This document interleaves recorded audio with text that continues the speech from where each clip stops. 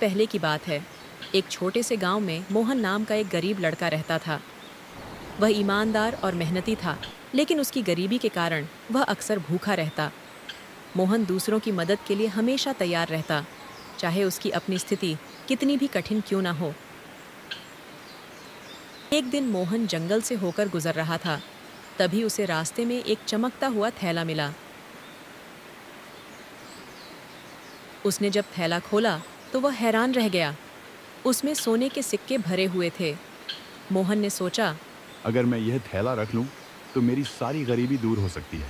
लेकिन अगले ही पल उसने खुद से कहा।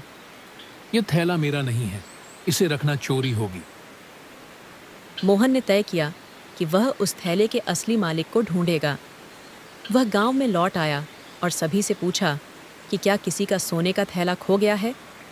कई लोग झूठ बोलकर थैला लेने की कोशिश करने लगे, लेकिन मोहन उनकी बातों से संतुष्ट नहीं हुआ। कुछ देर बाद गांव का सेठ रामदास आया और बोला। मेरा थैला खो गया है, उसमें सोने के सिक्के थे। मोहन ने पूछा। क्या आप बता सकते हैं कि थैले में कितने सिक्के थे? सेठ ने सही संख्या बताई।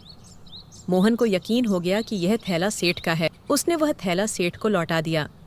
सेठ रामदास मोहन की ईमानदारी से बहुत प्रभावित हुआ। उसने मोहन को कुछ सिक्के इनाम के रूप में देने की पेशकश की, लेकिन मोहन ने विनम्रता से मना कर दिया और कहा, मैंने सिर्फ अपना कर्तव्य निभाया है, मुझे इसका इनाम नहीं चाहिए। यह देखकर सेठ पूरे गांव में बताने लगे कि ईमानदारी हो तो मोहन जैसी हो, वरना ना हो। धीरे धीरे पूरे गांव में मोहन की ईमानदारी का चर्चा होने लगा और सब उनकी ईमानदारी की मिसाल देने लगे।